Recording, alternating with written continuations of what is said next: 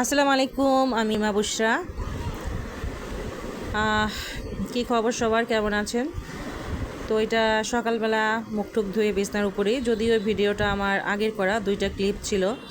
তো আজকে আমি আর কোনো ভিডিও করিনি, আসলে মন মানসিকতা কিছুই পারমিট করতেছে না ভিডিও টিডিও করতে।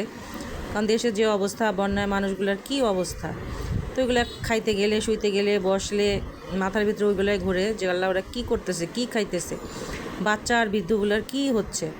তো ওইটাই, মার সাথে কথা বললে ওই পেঁচাল, বোনদের সাথে ওই পেঁচাল, ভাল লাগে না। কালকে 5টা বেজে গেছে, তো মোবাইলে শুধু দেখতেছি কোথার কী অবস্থা। তো এই তো উঠে চা খাচ্ছিলাম।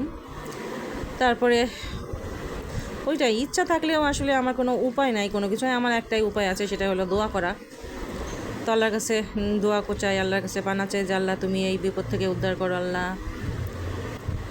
সবার কিছু কিছু জায়গায় নাকি কালকেও পর্যন্ত মানে ত্রাণ নিয়ে পৌঁছতে পারে নাই। এখন বেশি জরুরি হয়েছে জামা কাপড়ের, খাদ্য তো আছেই, কাপড় চোপড়ের দরকারটা। কারণ ভিজা কাপড় চোপড়েকে তো অনেকেই কি বেশিরভাগই কাপড় চোপড় আনতে পারে নাই, নিতে পারে নাই।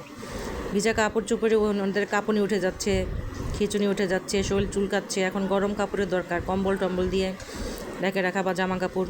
তবে আরেকটা কথা আমি শেয়ার করতে চাই, এখন হলো যারা যারা হেল্প করতেছেন তারা এটা আমাদের আল্লাহ থেকে একটা জিনিস আমাদের হয়ে থাকে, সেটা হলো আমাদের মাসে মাসে যে পিরিয়ডটা হয়। তো ওইখানে যারা যারা ত্রাণ দিবেন, ওইখানে একটা করে প্যাড, আপনারা প্যাডের প্যাকেট দিয়ে দিবেন, একটা দুইটা করে, আর একটা করে পুরান বড় কাপড় দিয়ে দিবেন। কারণ গ্রামের মানুষজন এই কাপড়টা ইউজ করে। যদিও আমার কথায় কেউ খারাপ কোনো মিন করবেন না, কারণ আমার মেয়েদের এটা অনেক প্রয়োজনীয় একটা জিনিস। এটা আমরা মেয়েরা অনেক সময় লজ্জাও পাই। তো এই জিনিসটা এখন আমি খুবই ফিল করতেছি। এই জিনিসটা আমি কালকে মার সাথেও শেয়ার করছি। একটা করে নরম একটা কাপড়, পুরান একটা শাড়ি কাপড় দিয়ে দিবেন, আর প্যাড দিয়ে দিবেন।